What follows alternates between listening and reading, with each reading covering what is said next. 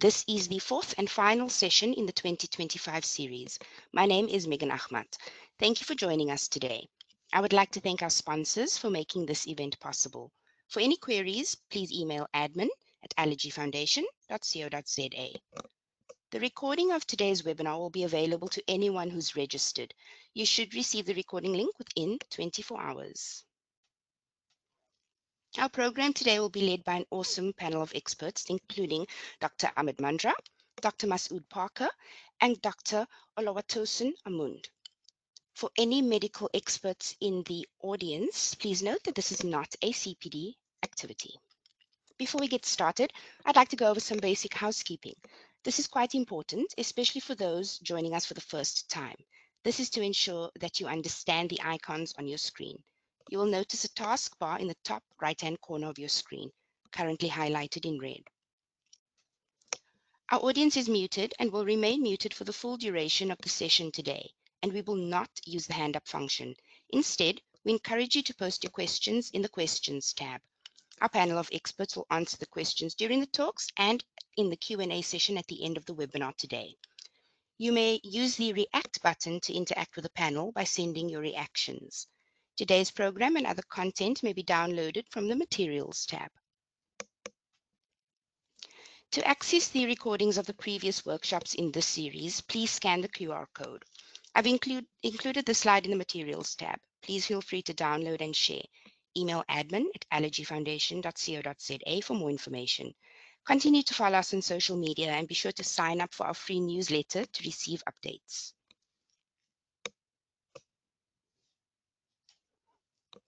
Please visit our website, that's allergyfoundation.co.za, to learn more about what we do and what we offer.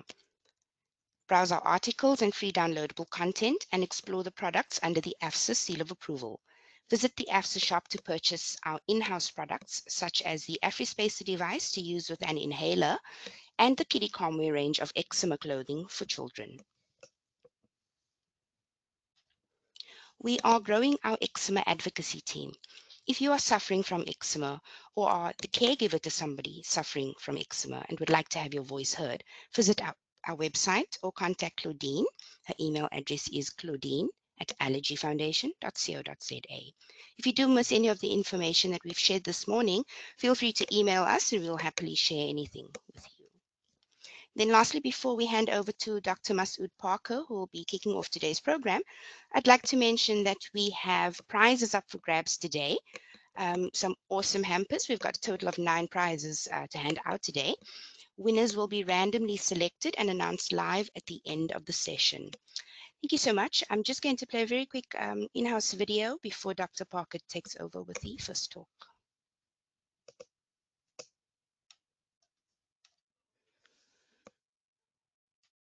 Looking for products that are safe for allergy sufferers? The AFSA seal of approval is here to help. This trusted seal is awarded to products that comply with our strict quality criteria. Look for it on body care products, air conditioners and purifiers, medical bracelets, nasal sprays and washouts, eczema clothing, cleaning products, and many more. Choose your products with confidence. Look for the AFSA seal of approval or visit allergyfoundation.co.za to view the available products. Awesome. Perfect. Okay, good morning to all our listeners that have joined us today. My name is Masood and I'm a dermatology registrar. And I'll be kicking off the session today with what is eczema. Specific to eczema is atopic dermatitis. So firstly, we are in South Africa and we've got a multi-ethnic, multicultural background with multiple languages. So it's important to note that this word means different things from different cultural backgrounds. For example, eczema is an English word, eczema in Afrikaans, and for isiXhosa or Zulu, we actually don't have a direct language or word that could translate to it, and it's often just used in our peripheries as eczema. And then just also to add further complexities that skin lesions within atopic dermatitis or eczema can differ in appearances for different skin color or skin types. So firstly, we can look at nomenclature or names that is often given, and we often look at it as atopic dermatitis, which is the scientific name, and often doctors use that term. Most commonly, the word eczema is used for this condition, or atopic eczema, or even allergic eczema. Dermatitis is another word for eczema, and then a common march that we see, and you may hear your doctor saying, or someone you know saying, is the atopic march. I think it is important to know these words, especially the word atopic dermatitis, because that is the condition's name, and to educate those around you, or to better understand the conditions yourself or ourselves, it's important to know the how to research it, or the name that we use for the specific condition.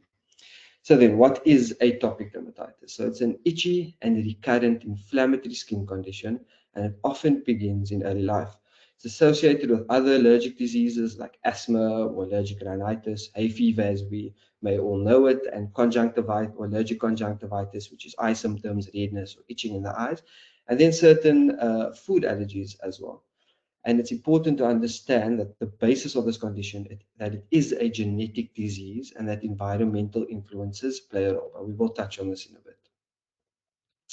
So I hope this graph isn't too confusing, but I just thought I'd show it quickly to see the comorbid conditions that can occur with it. So the graph shows incidence of where we see certain conditions and then age over years. And we can see early in life, atopic dermatitis is often what shows first in the so-called atopic march. And if we were to define atopic march, we could use it as an age-dependent sequence with a specific inflammatory profile.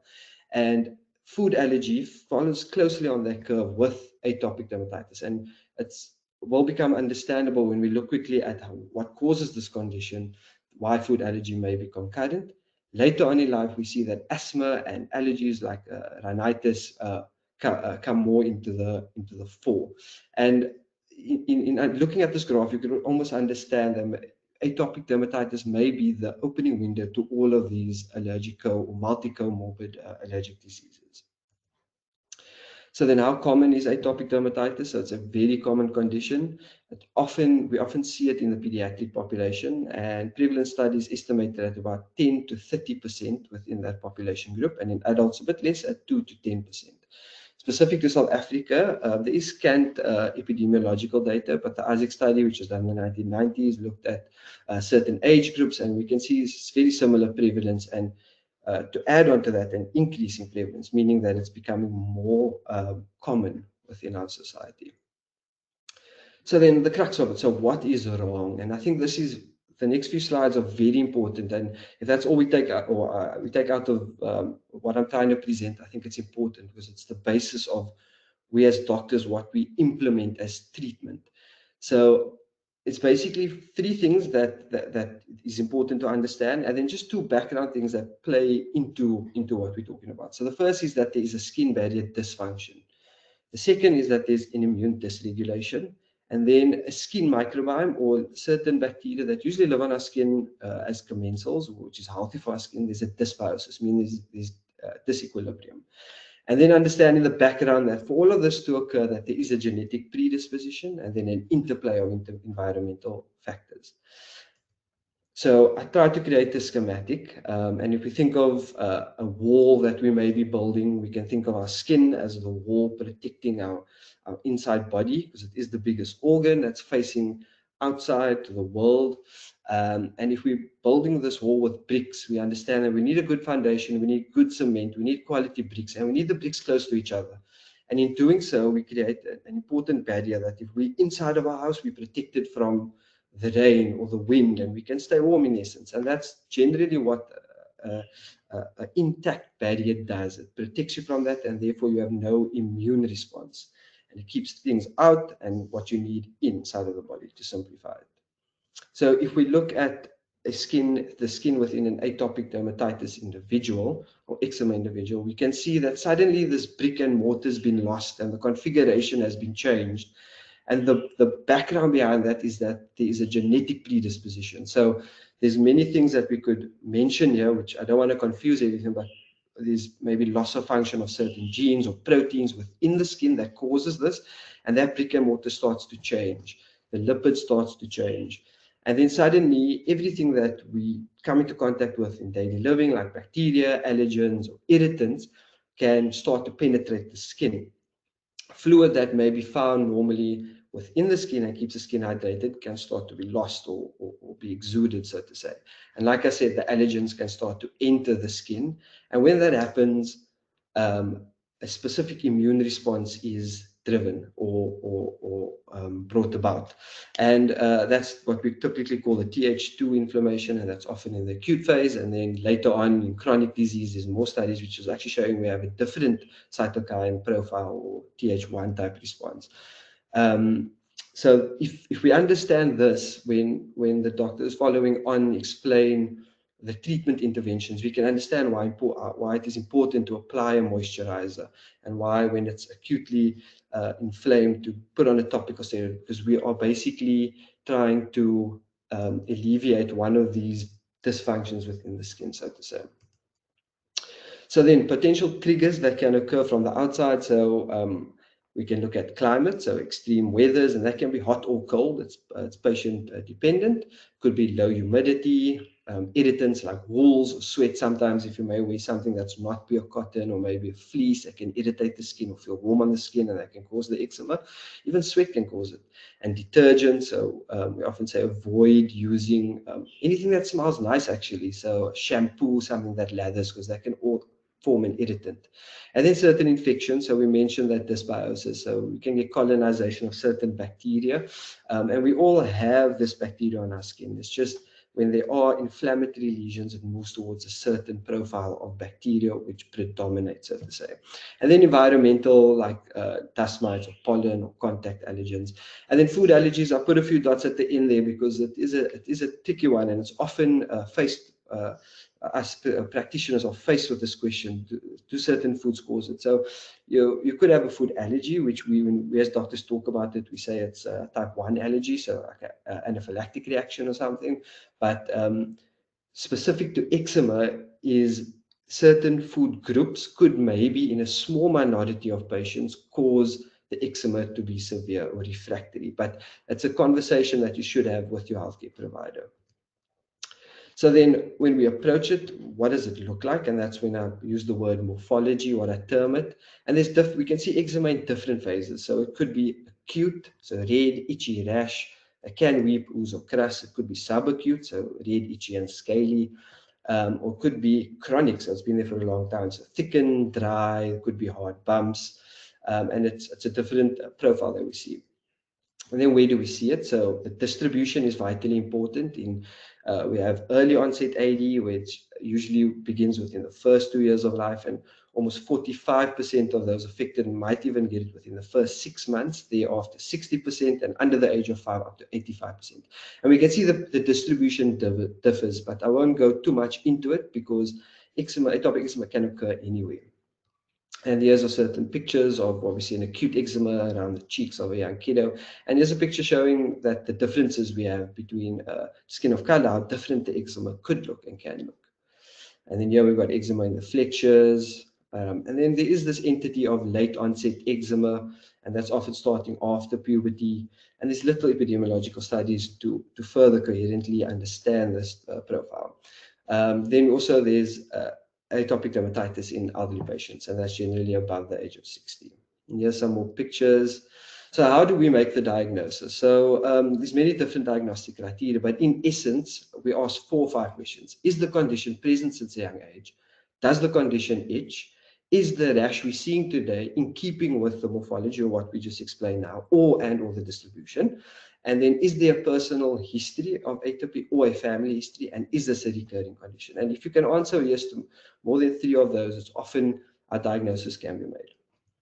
And then what can we expect? So the trajectory of it, it's often transient, meaning that you get it and then you don't get it again. It's relapsing, remitting. There's periods where you don't have acute itch. And then it can be chronic persistent. But 60% of infants and young children with AD would go into remission by the age of 12. And the difference is persistence into adolescence or adulthood. So there's a high proportion that outgrow it. There are certain predictors, but these predictors are independent of disease severity, so I won't mention it here. And then I think the most important is understanding living with atopic dermatitis. And this is probably one of the biggest comorbids that patients suffer from. It affects not only the individual, those around, if you're an adult, working environment, interpersonal skills, spouses. As children, the healthcare providers often take on a very pertinent role and can embody what they are going through with child, in fact. And then other things like sleep, specific to the patient who is suffering, mood can be affected, confidence, self-esteem, concentration, behavior, and just the amount of time that is spent maintaining the skin, or making sure that you are feeling comfortable within the skin. These are all factors that we have to consider. So I think just the key take-home messages is learn the name. It's atopic dermatitis. Eczema is fine, and it's a well-recognized term. And teach those around you. I think it's very important. At school, have talks about it, teach the other kids, and then understand the basics of why the condition is occurring. And this would help with treatment interventions. And then also understand that it can occur at any age. We most commonly do see it in children. And then the condition has a profound impact on daily living. And then, of course, like Megan mentioned earlier, find the support structures and advocacy groups. That's vitally important to help you. Thank you. References are available on request. I am doing the next slideshow as well, so I will just jump straight into that. So basically, the next approach is looking at how do we assess control of eczema. And this can be approached in two ways. One, from a physician point of view, meaning from the doctor's point of view, and that's often objective. It's what we are seeing on the day. And there's different scoring systems that are used. I'll just touch on it very briefly at the end. But I think we should focus on patient-related outcomes. I think this is very important. And it's a subjective feeling. So what are we feeling as a patient or a caregiver that's caring for someone with AD? How are we subjectively feeling about this condition? And there's different listed scoring charts that we can use, and we'll go through a few of them. So this is the itch numeric rating scale. So it's just looking basically at an analog score of itch, which is often, as we say, the most common symptom we find within this condition. The POEM, which is the patient-orientated eczema measurement. So it's about 7 questions, and it's looking at how often you are getting these symptoms like itch, or how often your sleep is being disturbed, or blood on bedding, or weeping and oozing, flaking off of skin, is it dry or rough, and how commonly we're seeing that within a week, and that then gets transcribed into a score, and we add the score, and basically we can see whether the condition is mild, moderate, severe, or very severe. This tool is actually gaining a lot of traction within studies as well. A very common test used is the AD control test, or the ADCT, and this is easier than the POEM because the points are already scored for what you circle, and then it's just an addition thereafter. And this takes a lot of quality of life assessments into account. So, for example, the first question is it's also weekly. How would you rate your eczema symptoms? And that can be a very broad term. So it's purely a subjective feeling. If you were not sleeping well, or your mood is off, and then you can rate it as from none to very severe, which is 4 points, of course. Then it also looks at certain specific eczema clinical signs, so like itch as well. But it focuses a lot on subjective feelings. So it's a very good score, and it's easily accessible online. If you were just to type in ADCT, eczema control, and something we can easily do. The way we often interpret it is a score above 7 could indicate that there is uncontrolled disease. And then also it's good for follow-up. So if there's a decrease in points, it means that there's improvement of the eczema. If there's an increase, then it just means that we are not controlling it, or there's worsening of the atopic dermatitis symptoms. And then the Dermatology Life Quality Index, or the DLQI, it's actually a very broad questionnaire, but I think it's very important because it actually looks at the intricacies of how conditions specific to the skin could play a role within daily living. And we can see it looks specifically at like itchy, sore, painful, stinging. It looks at the embarrassment or self-consciousness, because we know the skin is the biggest organ in our body, and it's outward, it's facing. Doing basic things like shopping or home gardening work, those type of things. Just the basic thing like wearing the type of clothes we wear. Is it difficult to find appropriate clothing? Does everything irritate the skin? What's happening in your social life, in your leisurely activities? If it's young kiddos or even the elderly, does it affect your sport? Do you rather not want to go? Are you embarrassed to wear shorts? Those type of things. And then if you're working or studying, is it affecting your concentration? That includes the school-going kids. And then it looks at relatives, so partners, close friends, if you're an adult, sexual difficulties, and then as well problems with regarding treatment. And then it's also scored as we looked at the POEM score earlier on, and then we can interpret it as how bad it or how severe it is actually affecting your life or your daily activities. And then I just included the physician severity scoring just to understand how we as doctors objectively assess it. This scoring is not usually done in day-to-day practice because it's often takes a lot of input and time. But I thought, so this is the VIGA, or the Validated Investigated Global Assessment. It's currently or has previously commonly been used within studies. Also the EASY score, and I just thought I'd give the example for the eczema area and severity score, is that we just look at specific areas. So for example, the head, neck, or the trunk, the upper limbs and the lower limbs, where we commonly see the condition, and we look at 4 clinical signs. So the redness of it, the thickness of the lesions, if there's itching or lichenification, and we score that. That's a score of 3, and then we total that in a column, and we look at the area severity, which is in percent, but then gets converted from 1 to 6, and those get multiplied, and then there's a coefficient that is predetermined, and that gives us a regional score, and then from there we can assess or categorize severity or improvement or change in condition. And that's just to review it, and then this is the clinical pictures that we try and ascertain when looking at the rash on the day. So just in conclusion, I think subjective patient outcomes are crucial in assessing disease control and ultimately deciding on treatment strategies. It is often underused in clinical practice, unfortunately, and we can understand that the busy clinics, the amount of patients we need to see, unfortunately, the healthcare provider does oversee doing these important tools. And maybe this is a good platform for us actually to put it as patients in our own hands to try and do these tools, or to insist on our healthcare providers maybe reviewing these tools, because I mean the ADCT is easily available online. Maybe just sitting in the waiting room before you go in, just within a minute or two, just fill it out and then show the score and try and keep a track. We try and own our condition in a sense, which will then push the doctors to do it more often, so to say. The POEM, which we just did earlier on, is gaining traction. It's a widely used tool, and it's also good, easily accessible online.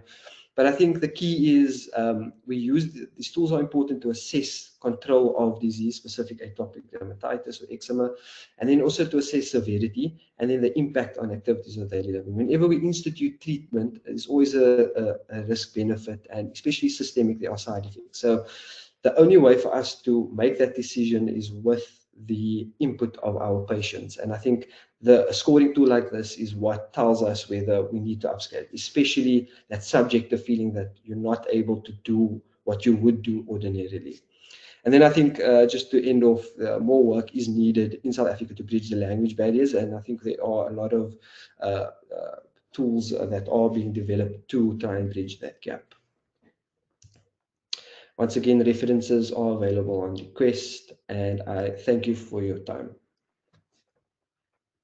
So my task is an easy one, and that's to talk about the treatment of eczema or atopic dermatitis, whichever one you want to call it. As Dr. Parker has pointed out, that eczema is basically an inflammation of the skin, and it significantly affects your quality of life, and patients have a tremendous amount of discomfort. It affects their sleep, it affects school performance in children, and affects productivity in adults as well.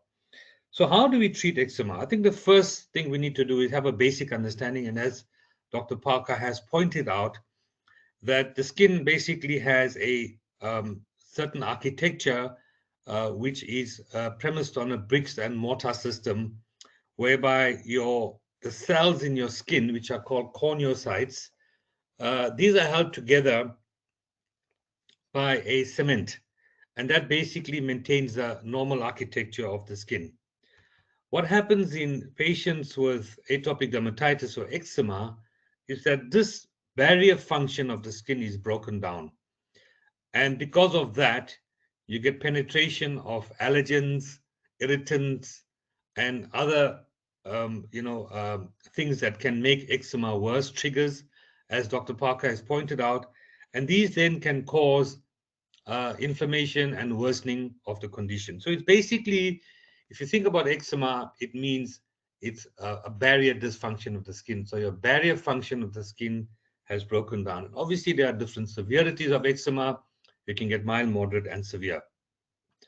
Our modern understanding of eczema is that it's quite a complex disease, and it doesn't only involve the skin, but there's deeper under the skin.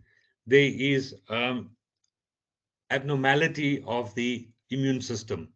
So there are certain parts of the immune system which are hyperreactive. So they make a lot of different antibodies and chemicals, which then cause the inflammation, which then breaks down the barrier function of the skin. And as we mentioned, that allergens, microbial agents, bacteria, fungus, pollution, and irritants can make the eczema worse. And this in turn causes scratching and itching. In fact, the main symptom that patients are always worried about and why they come to see us is because of the scratching. It's what keeps parents awake at night. It's what keeps children awake at night and keeps adults awake as well because of the eczema. So basically, see eczema as an inflammation of the skin. It's a barrier dysfunction. And beneath the skin, there is immunological abnormalities. And this is very important from a treatment point of view. Now, our understanding of eczema has changed tremendously in the last few years. In that we now understand, what goes wrong in the immune system that drives the whole eczema. But topical treatment, of course, remains the main form of treatment, which 99% of patients will benefit from. So the first step is basically use of emollients. And one of the key things in patients with eczema is that they have dry skin. And the dry skin causes itching. Of course, itch it's a complex thing. There are a lot of different things that drive itching, but largely it's a dry skin. And one of the things we need to do is to moisturize the skin. So we need to put up moisturizers or emollients at least 2 to 3 times a day or even more. And the more moisturizer you use, in fact, most studies have shown that moisturizers only last on your skin for 3 hours. So at the best, the ideal is to apply moisturizers every 3 hours. But the reality is different. Children go to school, people go to work, and even 2 to 3 times a day is good enough. But once a day is not good enough. And this can be applied without or with bath oils. There are different types of characteristics of moisturizers. You get occlusives, which forms a protective layer on top of the skin to seal the water in. Emollients fills in the skin and smoothens the skin. And you get humectants, which draw water from the air to the skin. So basically, your moisturizers have these 3 characteristics: occlusive, emollients, and humectants. And any moisturizer that you use should have a combination of these. So these are some of the compounds that you should be looking for. We don't have details to go into every single one and what they do to your skin, but basically your dimethicone, your mineral oils, your petrolatum, paraffin, and so on are occlusives. Your ceramides are emollients, urea, glycerine, hyaluronic acid, lactic acid, and sorbitol are humectants. So an ideal moisturizer should contain a combination of occlusive, emollients, and humectants. So what do occlusives do? They basically form a layer on the skin, and it prevents water loss from the skin. And it really works very well when the skin is dry and when there's barrier dysfunction of the skin. It's best used immediately after a bath, within a few minutes. And it usually works better on exposed area, which is prone to high water loss, such as the hands and the face in cold and dry climates. Your occlusives can feel a bit greasy, and patients need to use them selectively. and cosmetically it may be unacceptable. So some patients may prefer using it at night only. So these are some of the moisturizers or emollients that are on the market, and look for the one that has the EFSA seal of approval, because these have been tried and tested and validated by EFSA, and these are the ones that you should be using, and there are lots and lots of them on the market. So emollients have an effect on the skin by smoothing the skin, making the skin softer, filling in the spaces that are broken down in the skin of these patients. And they need to be used continuously in patients, even when the eczema clears up. So even between the flare of the eczema, you need to continue using these moisturizers to keep your skin normal and to improve the barrier dysfunction. In fact, it has been shown very clearly that the more moisturizer you use, the better your skin becomes, and the less of the other treatments such as steroids and non-steroids that you need for your skin. So emollients are generally well tolerated, and they are the cornerstone of long-term protective treatment. And I always say the best emollient is the one that you use most frequently, not necessarily the most expensive one. So don't think that if you're paying a lot of money for a moisturizer, well, that's the best emollient. No, the best emollient is the one that you are most comfortable with and the one that you use most frequently. So these are some of the emollients. Again, we don't have time to go into the qualities of each one of them, and there are lots and lots of them on the market. Again, look for the EFSA seal of approval, and these are the ones that you need to use. So we've discussed humectants, and these are the different moisturizers that have humectants. So you need to use it frequently during the flare as well as in between the flares. So these are some of the practical applications. We don't have time to go into every single detail, but occlusives can be used in children that have extensive eczema, where there's very severe drying of the skin, and they can basically restore the barrier function to normal. This is where humectant-driven emollients work better. And on the skin, you may need a combination of emollients which have a occlusive as well as a combination of humectants and occlusives. So I think the factors which I've mentioned is the most important is the preference of the patient. You need to be comfortable with a particular type of moisturizer. You may use one moisturizer, you may not be happy with it, and then you would move on to the second one. Of course, cost is a big issue. Moisturizers are expensive. Well, not that expensive compared to topical steroids and the other drugs that we use for eczema, but you don't necessarily have to use the most expensive moisturizer. Availability is very important, and in some of the public sector hospitals, even moisturizers are hard to come by. So the most important thing is skin care, moisturizing the skin, keeping the nails short, wearing comfortable clothes such as cotton clothes, not overdressing the child, lukewarm baths, and constant moisturization of the skin. I cannot stress more how important moisturizer is. So try and moisturize your skin as often as possible. Now let's move on to the treatment. There are three categories of treatments. One is the topical steroids, which most of you are familiar with. Then you get a class of drugs which are not steroids, but they work like steroids. They are, of course, milder than steroids. And they are called TCIs, or topical calcineurin inhibitors. And then there's a drug called crisaborole. So the second two are not steroids, and the first is a steroid. So these are examples of some of the steroids that are available on the local market. I'm sure many of you have used these drugs. They are familiar brand names that are available by prescription, and one needs to be careful about how you use them. And you can see the various type of vehicles in which they are available, such as creams, ointments, as well as lotions. So topical steroids or creams that are used on your skin which have steroids in them, they are used during the flare, and thereafter we taper them off. On the face, we use very mild steroids like 1% hydrocort, and on the limbs and on the trunk, we tend to use the moderate steroids such as betamethasone. And then sometimes you may want to use for very short periods potent steroids for severe flares when you want to dampen down the disease and then switch over to a milder steroids. And once you've got good control of the disease, you can use the steroid just twice a week on normal skin to maintain normality of the skin. So the vehicles that you use is also very important, such as lotions. The advantages is they're light, they're non-greasy, they get absorbed rapidly, they work very well in hairy areas of the body, in warm climates. They may sting sometimes on a broken skin because they have alcohol in them, and they're least increased in steroid potency. Creams, they are smooth, they absorb well, they work very well on the face, on the thinner parts of the skin, such as your flexures, your folds. They work well daytime use, they're less greasy, and they have a moderate impact on steroid potency.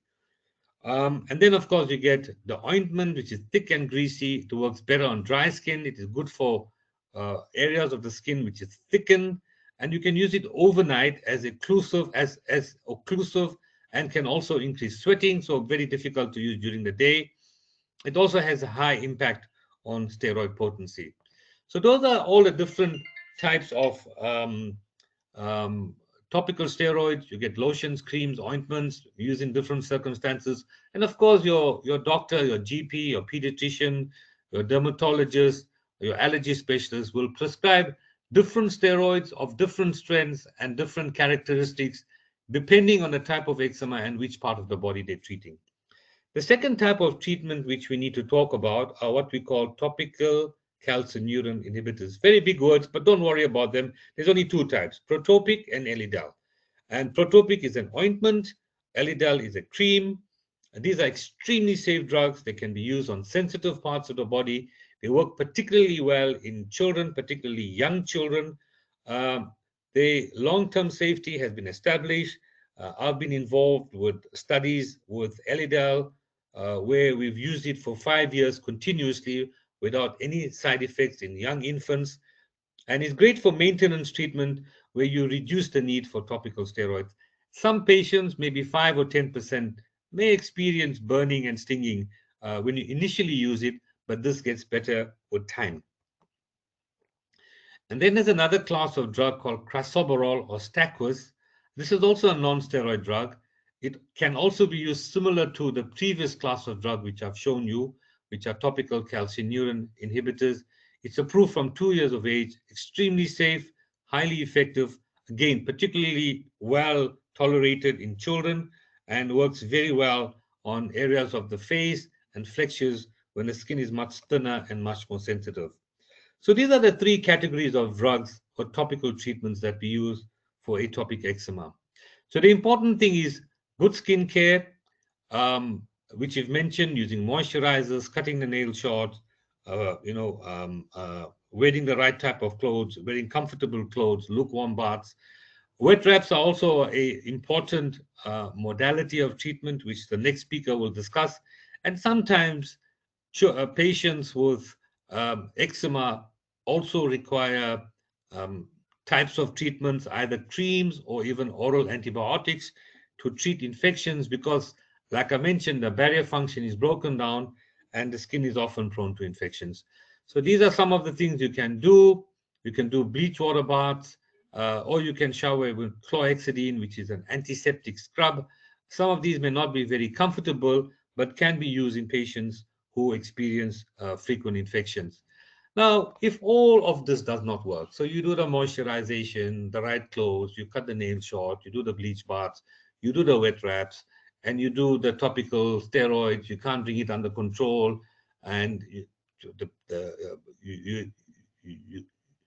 you're experiencing frequent flare-ups of the eczema, what do you do then? So like I mentioned before, that it's not only the skin that's abnormal in these patients, but beneath the skin, there are some immunological abnormalities, which then require treatment in the more severe type of patients. So when patients have severe eczema, which is not responding to treatment, there are two types of drugs that we use.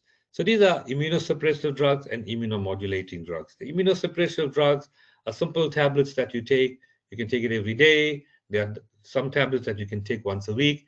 They're highly effective at low doses. They're very safe. There's always a small risk of them suppressing your immune system, but I've never really seen this in practice. So very safe to use, They're cheap, they're inexpensive, easily available, and they are highly effective. Then there's a more kind of e- uh, effective type of drugs, and these are either biologicals or what we call immunomodulating treatments. They basically change the immune system or the profile of the immune system, and this has a knock-on effect on the skin. And these are called immunomodulating drugs. They're available in injection forms as well as oral treatments. They work very well. They're precision medicines. They alter the course of the disease, but the problem with these drugs are they're very expensive, and most people can't afford them because of the cost of these drugs. But they are available. Why am I showing you this?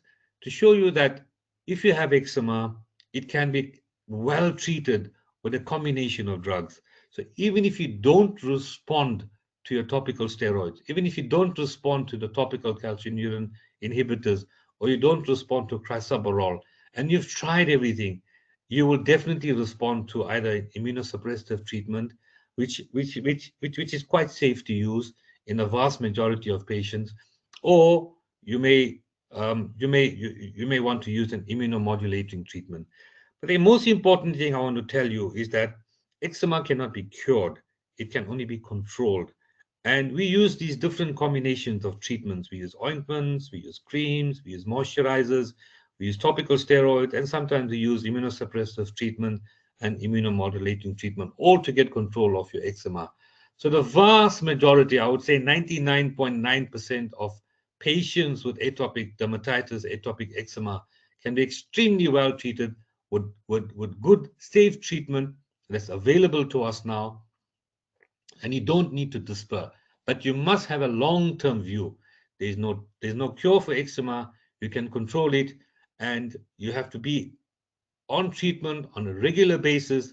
Sometimes you need treatment to treat the flares, and sometimes you need treatment to maintain normalcy of your skin. So it's a long-term treatment. There's no quick fix. There's no magic bullet. It requires a lot of intensive effort and intensive work. So these are some of the references. They're available from the Allergy Foundation if you require them. And thank you for your time and attention. Good morning, everyone, and thank you for joining wherever you're joining from. So I will start shortly. Just wanted to show my face, and then I will go back to um, now. Okay, I can't see my slides anymore. I think I'm just. Can I do that again, please? I'll Yes, you just. can. You can go ahead and start. I think you just stopped the screen sharing. Are you trying to turn off the All webcam? right. Okay, no, yeah, I wanted to turn off my webcam. Okay, I guess I'm just going to leave it so that I don't leave my screen. All right, good morning once again. So I will be talking about wet wraps, how wet wraps can help. So, starting going, just building on the last speakers and previous speakers, by way of discussion, atopic dermatitis, eczema, um, does present a significant challenge in children, adolescents, adults, and some of the things that can show up, in fact, in terms of describing the disease, you would describe it as a disease where there is significant itching, the skin is very dry, there is redness, flaking, swelling, and then over time, you start to see things like thickening of the skin with discoloration. And what is um, what is particular about atopic dermatitis is that it's a chronic disease. It is persistent, and the signs are persistent. But what is actually happening to the skin? Just as previous speakers have alluded to, in terms of that brick and mortar model, there's an increased water loss, and there are abnormal immune responses because of that barrier dysfunction and the entry of allergens and all sorts of pollutants and things that can trigger off an immune response. The skin is essentially leaky, and then we have that long-term inflammation with the skin changes. That's the thickening, the darkening, or the different changes that are seen over a long period of time. And then there's an increased risk of developing other allergic diseases, just as Dr. Parker had mentioned, the development of the rhinitis, food allergies, and even asthma long-term. By way of complications, it's been spoken of. Just wanted to emphasize that some of the big problems that people face with atopic dermatitis, and it might seem like a benign thing just being on the skin, but in terms of the suffering that comes with it, it's quite significant. There's poor sleep, an increased incidence of mental health disorders like depression, mood disorders is quite common among people who suffer from atopic dermatitis. There are elements of stigmatization, especially when you think about children who have severe eczema, trying to cope in a society that doesn't quite understand what's happening with their skin. The children sufferers have poor quality of life, an increased risk of skin infections because, as we said, the skin is leaky, the barrier function is poor, and there's the dysbiosis. That means that the typical organisms that should be on the surface of the skin as commensals are displaced, and we have more aggressive pathogenic organisms. So skin infections are more common. This poor school performance that comes with this loss of concentration, many missed school days, tiredness, and just as we said, the increased risk of diseases. In terms of the approach to eczema care, Dr. Mandra just touched beautifully on some of these strategies. That's the use of the emulsifiers, the topical treatments, that's the use of the corticosteroids, the topical calcineurin inhibitors, and the PPD4 inhibitors. And then he also touched beautifully on systemic treatment, that's the use of the immunomodulators, biologics, basically things that you have to take that you're no longer you're not applying to the skin, you're taking them as medication orally or by injections to induce improvements and symptoms. But now we're coming to wet wraps. What are wet wraps? Wet wraps, if I can describe them this way, it's a form of therapy that cuts across many of the aspects of care, cuts across, it builds a beautiful marriage of the topical therapeutic options. So it's an eczema treatment where we use 2 layers of clothing wraps. We use an inner damp layer and an outer dry layer. And we use this quite often in children who have moderate to severe eczema, and we find it to be very effective in bringing severe eczema flares under control in a short period of time. And how does it work? We can just imagine, the skin being leaky, being quite porous, the barrier dysfunction, and just needing the support. Now, wet wraps provide that support. They help to cool and calm and soothe the skin. They help to stop further water loss from the skin because now you are bringing on board a barrier. So that's essentially the wet wraps. The wet wraps are now taking on that function of being an external barrier. They reduce the water loss from the skin. They keep the skin moisturized by locking in the moisture. And that's the effect of having, the dry layer over that wet cooling layer.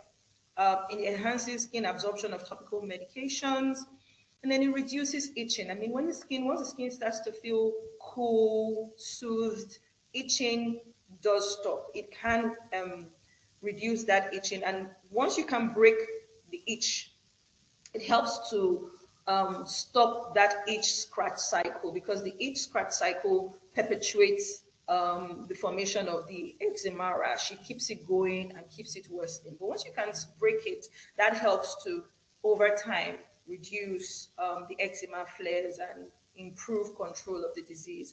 And overall, beautiful effect is that it improves sleeps. It makes for a good night's rest. Okay. In terms of the results, like I had mentioned before, it causes like quicker resolution of the eczema flares. It reduces the need for extra steroids. So in a child who has severe eczema, we know that the requirements for topical steroids can be quite high. But when we introduce wet wrapping, that actually cuts down the requirement for frequent topical steroid application. It helps to control the eczema better. and it reduces the likelihood of side effects from overusing steroids after a long period of time. When is it a good idea to wet wrap? Usually within 24 hours, if the treatment ointments are not clearing the eczema, it's a good idea to do the wet wrap. If sleep is poor, skin is very itchy, if there is thickening and bleeding from scratching, it's a good idea to wet wrap. What are the requirements? For an intervention that is as effective as this, one of the key things around it, or one of the things we want to be able to highlight here, is that wet wrapping is something that can be done easily in the comfort of your home. And these are the things that you would need. You would need an inner layer, which is a wet layer, the outer layer, which is a dry layer. And these layers can be prefabricated, like stockinettes, the kiddie calm wear, which is available on the AFSA website. And some people can use, if these are not available to them, clean jumpsuits that are made from cotton can also serve this purpose. You also need your ointment, your emulsifier, and clean warm water. In terms of the instructions, time won't permit me to play a video, but the Allergy Foundation of South Africa website does have these resources. You have access to the written instructions, and you also have access to an instructional video which you can play, and it will show you step by step on how to perform a wet wrap at home. But I'll just go through the sequence in this session. So what you need to do is to assemble all your required items. Cleanse the skin with the aqueous cream. So you rub on, rinse off, pat dry. So we are not rubbing because we don't want to worsen the itchy sensation. We just pat dry and retain some moisture. And then in this sequence, you apply the topical steroid in the recommended amounts, and those recommendations are on the atopic dermatitis instructional flyers that are available on the AFSA website. So you apply the recommended amounts to the affected areas. As you can see in this child on the screen, you can see that the affected areas are on the chest and the arms, and we'll see step by step what's happening. After you've applied the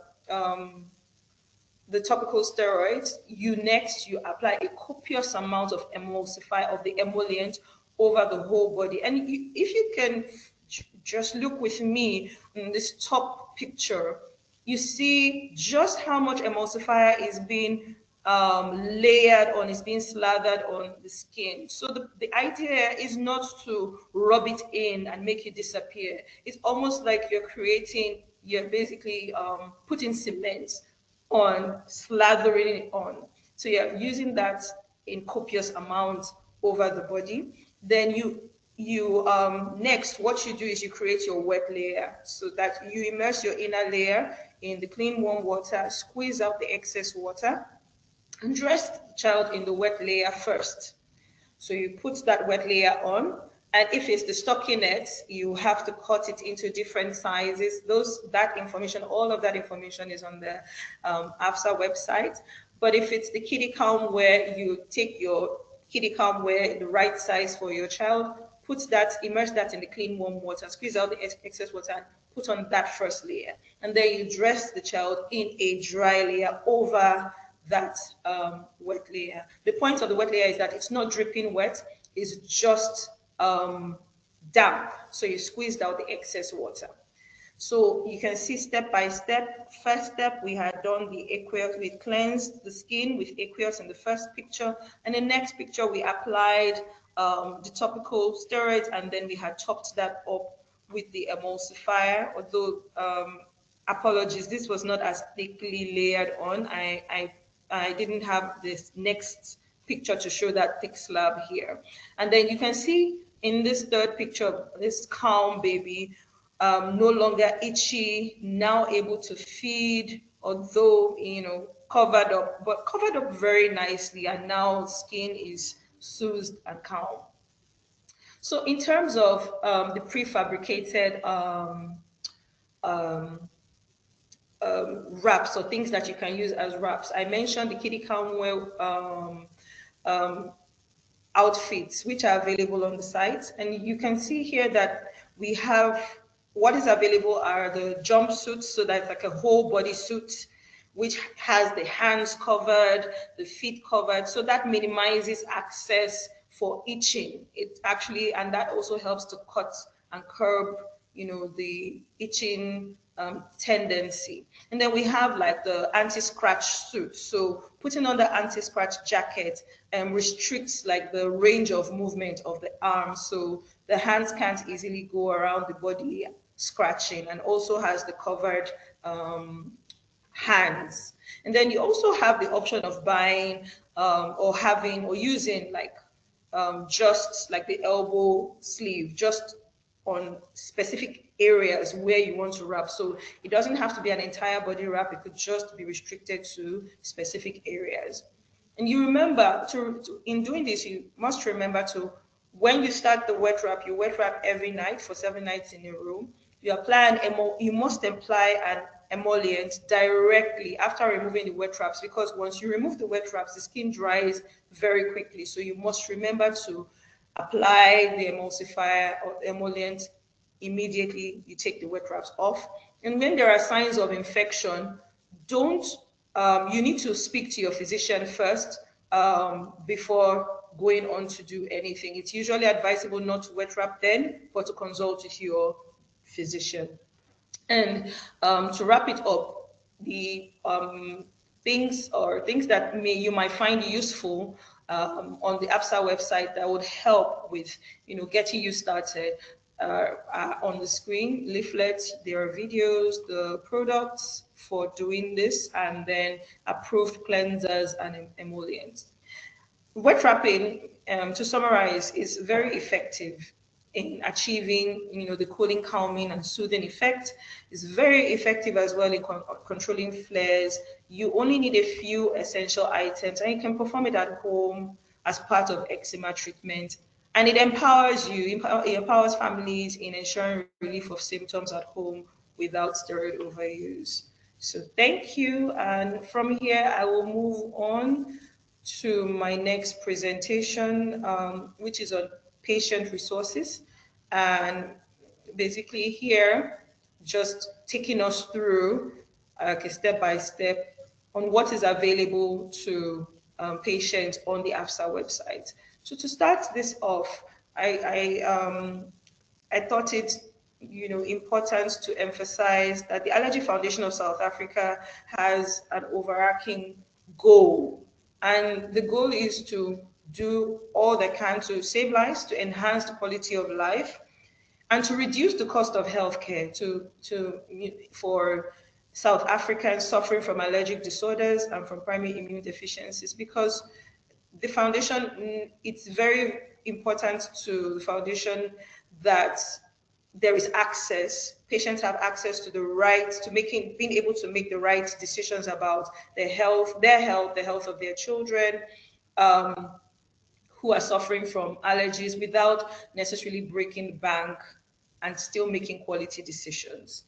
So what are some of the things that are available on the website? You have access to allergy professionals. You can search for allergy professionals and find those closest to you for consultations and care. You also have access to downloadable educational leaflets and information on the website. There's an active social media presence. AFSA has presence on Instagram, on Facebook, on LinkedIn, and you can access that through the website, or you can go directly to the social media tools. You also have access to screening and approval of allergy-safe products. The shop allows you to purchase devices and products that have been approved by the foundation. You have access to bi-monthly newsletters, support groups, and education workshops like this. So in terms of navigating through the website, if you would click on or go to the foundation website. That's www.allergyfoundation.co.za. Some of the things that will pop up almost immediately, or you will see on your first page, would include these icons, these little pictures that are side by side, but you'll see them, following one another. So you have the portal for patients and portal for healthcare providers. And you can see here that for patients, you have access to looking out for professionals, finding allergy-safe products. I'm going to focus quite strongly on patients and just a little bit on the healthcare provider. So when you click on the patient access, you will find several icons, some of them that look like this, the allergic diseases icon that is on your screen. When you click on that, you'll find it'll be directed to another page, and on that page you'll find several options to navigate through in terms of information on different allergic conditions. But in this situation, or we are focusing today on atopic eczema, so if you navigate to the atopic eczema page, you're going to find there's a lot of information essentially that you can look through, and it's all put forward, designed carefully, designed and put together by professionals to address the key concerns, common questions that patients have about eczema, atopic dermatitis. So some of those questions are: what is it? How can we treat it? What are the triggers? How is it treated? How can we prevent? What's the cause? What are the symptoms? And so much more. Also on the Allergy Foundation of South Africa website, you have access to information sheets. And some of those information sheets include things on eczema severity scoring, which Dr. Parker had touched on today. So he had mentioned the atopic dermatitis control test, which is a patient tool, a patient severity assessment tool, patient control assessment tool. And this is something, like he said, can be filled very quickly in the waiting area while you're waiting to see your doctor. And thanks to the AFSA website, you have access to that, at the touch of a button. You can do that on your phone and fill out those forms and share with your physician during the visit. So also you have access to an eczema action plan, and this is very, very important because there's a lot of information about eczema, but patients need. What we found is that it's so important to be able to have a plan, have a clear course of action, know what to do when things are good, when skin looks good, and also know what to do when things don't look very good. What will be your first steps? What will be your next steps? How often? What time of the day? How much? And an eczema action plan it's a really beautiful tool where all of this is clearly expressed, and you can use that to discuss the treatment as it is decided on at the beginning, at the start. You can also use it to review where your child is at or where you are at in terms of your eczema control. It can always be reviewed, but it's just very, it's something that, by way of it being portable and by way of being accessible, it's a very useful tool. So it has step-by-step home care plan, measuring guides, help to keep patients on track, and it's free and available on the website. Also, you have access to information about the list of emollients, cleansers for eczema that are currently available in South Africa, and you can clearly see on that list those that have the AFSA seal of approval, and that can help you in making decisions, because you know that with the AFSA seal of approval, this confirms that the product has met the scientific criteria and quality that is required in treating children with eczema. And to buttress or to emphasize Dr. Mandra's point about the best emollient, it's what works for your child or for you, what is readily available, and what you can afford. Right. You also have access to purchasing products, including the kiddie calmware, which we have discussed in our previous conversation. You have information sheets on wet wraps and videos. And then there are there are several videos you can watch that would help you in terms of caring for eczema. So you have the instructional videos, you have the awareness videos, and then the top tip videos for eczema care. And eczema, if we can, ending on this note, it's a chronic disease, and with as just as with other chronic diseases, working with the patient, having professionals being able to walk with you step by step is so important. And this tool, the Allergy Foundation of South Africa website, is that tool. It's that how, if I can put it this way, it's having the professionals right there with you, no matter where you are. You will get the support you need, the help you need. Hospital visits are very important.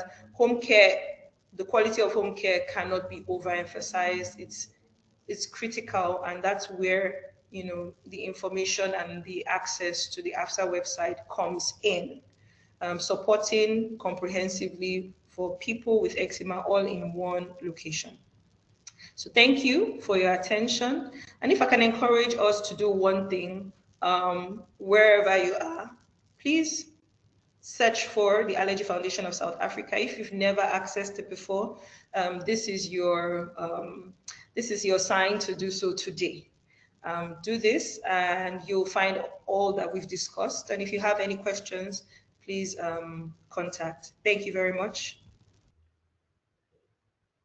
So maybe I can. So there was one question asking about mixing moisturizers with topical steroids.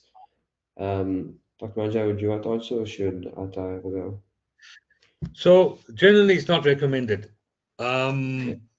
I know dermatologists like to mix steroids, some GPs as well, and even some pediatricians, but there is no evidence that diluting it with moisturizers has any beneficial effect. And this is largely done because I think people are scared to use undiluted or concentrated topical steroids on the skin. But that's the whole point. You need to use something that's really effective and potent, that's undiluted, to bring the eczema quickly under control. That's the first point. The second point is that the side effects related to steroids on your skin is related to duration of use rather than potency. Of course, potency does have an effect as well, but it's related more to the duration of the use. So the shorter you use it, the less chance of you developing side effects. And the side effects of long-term use is thinning of the skin. You get what we call stria of the skin, where it look like stretch marks. And you can also get what we call telangiectasia, which is like, a prominent blood vessels. So it's better to use a highly effective steroid, which is undiluted, not mixed in moisturizer, to bring the skin quickly under control, and to use the moisturizers separately to lessen the dependency on topical steroids. And then once you've got the disease under control, not to stop the treatment, but to continue with maintenance treatment, either with a steroid twice a week on normal skin, or you can use one of the other drugs which we spoke about, which is your topical calcineurin inhibitors or crisaborole. And that's the way you manage this condition. But, I find that diluting it is a problem. There's no scientific evidence that diluting it has any safety benefits. In fact, it may be more, there may be more side effects to it, because during the mixing process, you can get contamination and skin infections and so on. So use moisturizers and the ointments that we use to treat eczema, such as steroids and topical calcineurin inhibitors, separately. Don't mix them.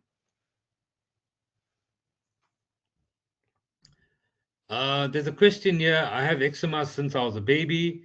I'm now 37 years old, and my dermatologist has put me on 100 milligrams of Sandimmune daily and methotrexate as cortisone was not helping.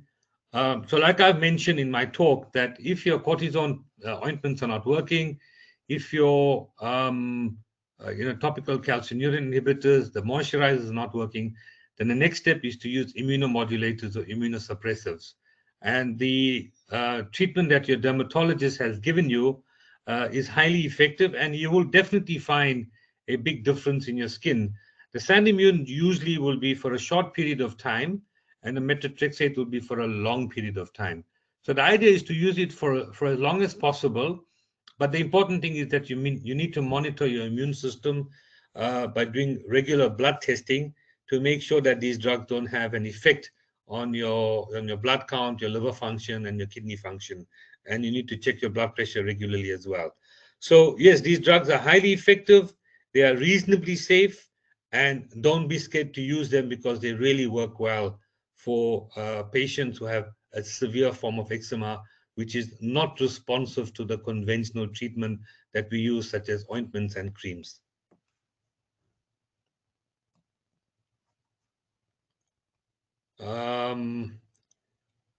There's a question: can limiting or avoiding processed foods and drink lessen eczema flare-up? Well, there's no evidence for that. The processed foods and drinks, but of course, avoiding processed food and drinks is good for your health. It not necessarily has a beneficial effect on eczema. So generally, okay, so that's been answered. I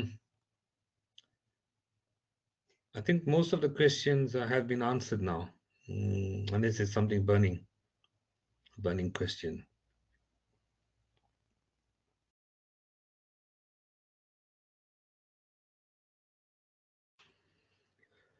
Yeah, I think most of the questions have been answered.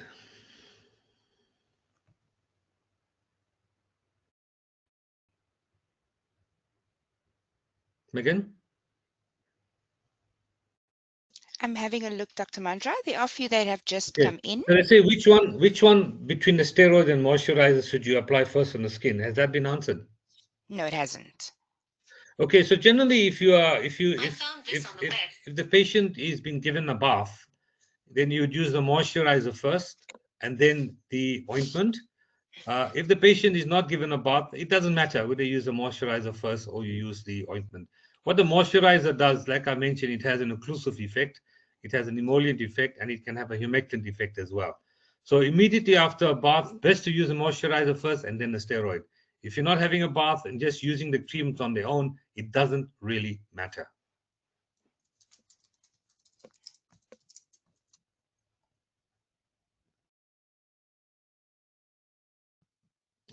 There's a question: does my blood type have a contribution to eczema flare-up? No scientific evidence for that. It doesn't matter what blood type you are. So although we know that atopic dermatitis or eczema runs in families and there's a genetic predisposition to it, it doesn't matter what your blood type is.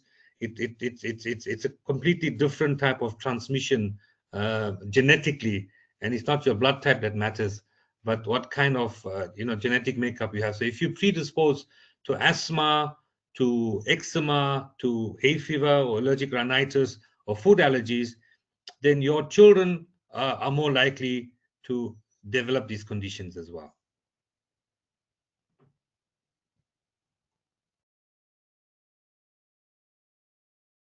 Is eczema associated with asthma? Definitely so.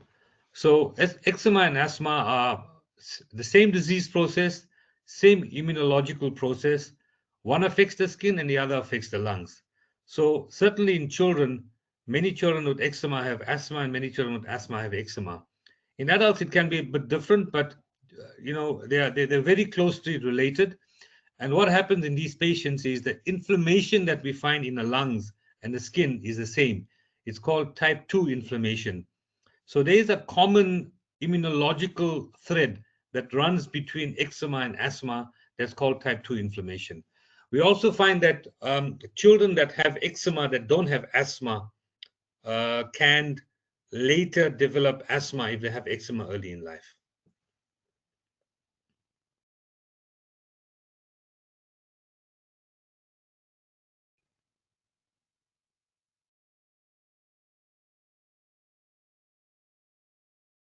So I think most of the questions have been answered.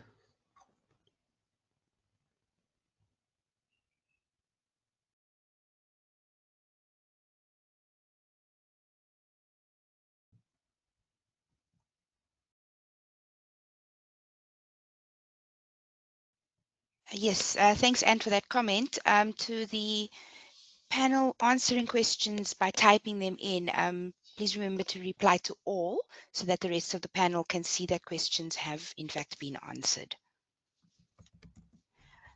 We have 4 more minutes dedicated to questions, so I'm not sure if there are a few unanswered or a few perhaps Dr. Parker, Dr. Amun, do you have a few comments that you'd like to make perhaps? Thank you, Dr. Mandra, for answering a few of those questions verbally.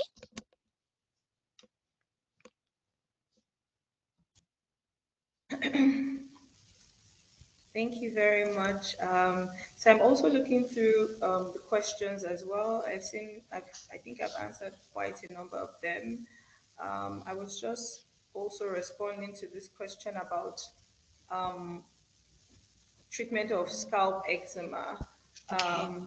And I think it's first important to be sure that indeed it is eczema. So that will require, you know, being seen by a doctor.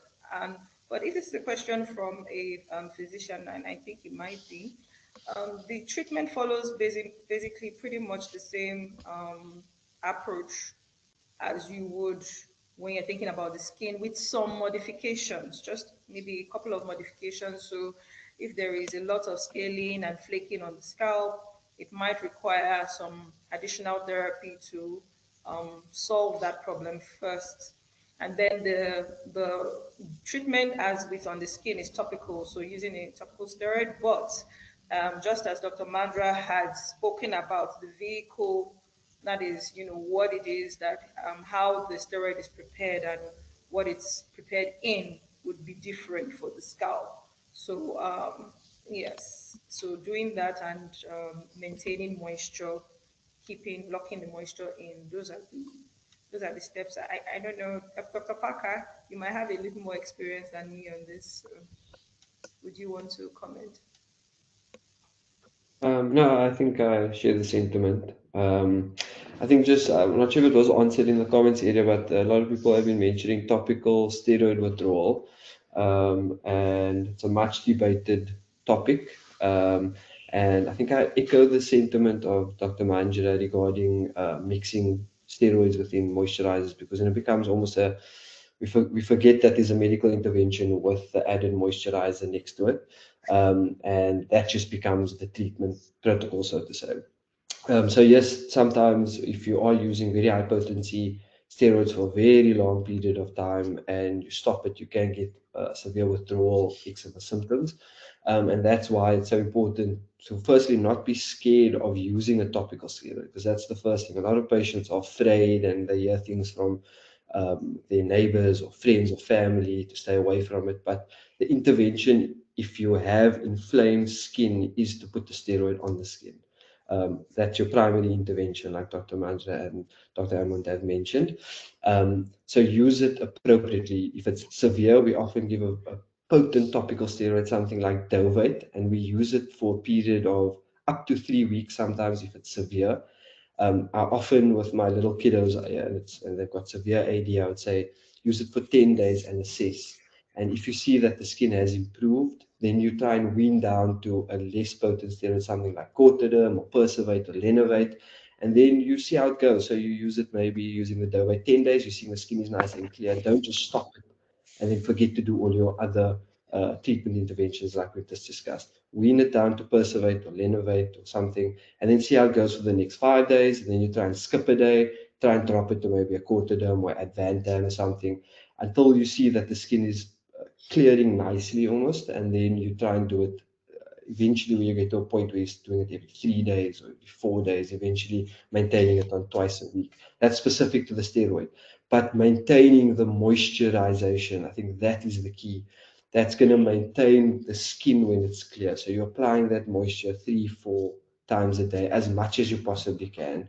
After washing your hands, going to the bathroom, keep little tubs nearby you. If the child's going to school, counsel teachers, those type of things. And most schools are willing to help the little kiddos apply the creams, give them a little time after they swim at school. These are all activities of daily living that we have to still allow them to take part, just providing interventions that can assist them within all of it. And this is where the advocacy groups come into play, and the education, etc. Yeah, I think there's other questions that I can answer. Okay. So I Maybe see a then the other question thing about. regarding moisturizers, sorry. So a lot of people are asking about their personal moisturizers that they maybe use of a brand. So it's very difficult for healthcare practitioners to give you an exact moisturizer to use.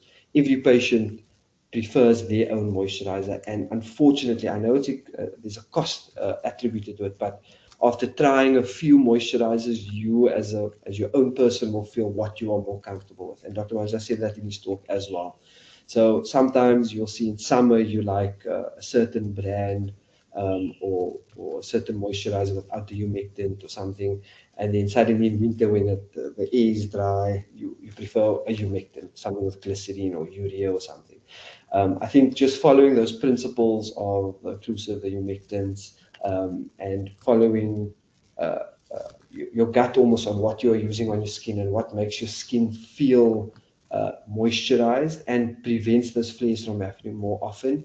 That's the best way we can describe using it. And we often guide patients to say stay away from things we know may cause severe flares. And aqueous cream is actually something we don't like to use as a moisturizer. It's okay to wash as a bathing wash, but to leave on as a moisturizer, there are some excipients within there which can actually irritate the skin. So the basis within our public setting now is actually cetamacrolol based creams.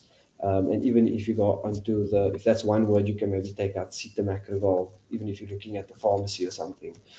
Just try and look for that name and try and take one of those ranges, and that's often a good one. So water-based cream that we can use. I like to prescribe an HEDO fatty emulsifier as a wash, almost like a soap basically. And then when they come out, I say moisturize after the showers, use the CMG, the cetamacrolol. And then on the areas you apply the steroids. It's almost like standing in front of the mirror once you have fair control, and then looking at the spots you often get and putting your controller, so to say, a topical steroid on those areas. You're preemptively managing it.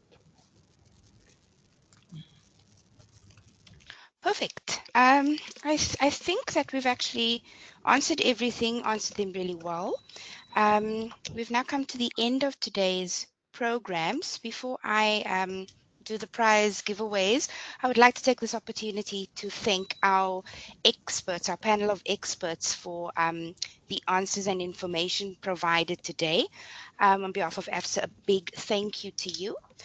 We would also like to thank our sponsors for making this event possible today. So I'm going to now do my sort of favorite part of every session and do the prize giveaways. All right, congratulations to the following winners. Esma Karsten, Aziza Maduka, Yardlene Debele, and Teddy Rothwell, sorry, you have won one SBR pack each. Shani Smart, you have won a Pure Hamper. Ileana Dawood, you have won a Kitty Comway hamper. Deirdre Jacobs and Mapitsu Milamu, sorry, you have won two of Avino hampers, one each. And then to Colleen Windvogel, a Mrs. Martin's hamper. Thank you so much for joining us today. I will contact the prize winners directly via email at the start of the new week to confirm shipping details. Thank you for joining us today.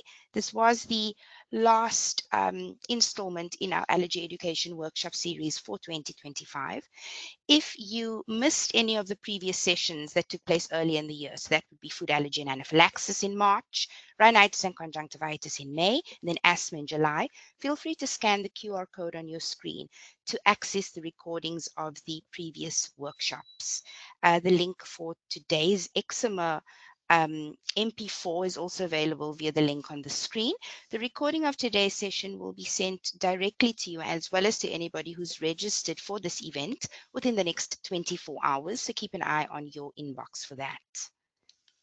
Reminder to visit our website. We've spoken about this quite a lot today. That's allergyfoundation.co.za. You can find information on our official AFSA products such as the Kitty Calmware range and the AfriSpacer device that is for use in asthmatic patients. You can scan the QR code as well, which will redirect you to our website. Apologies for that. We also have all our patient information leaflets that is available to access free of charge. Please remember to sign up for our free website. Follow us on social media as well. For those still on the line, if you are looking for any of the downloads that is available today, please go and download them from the materials tab.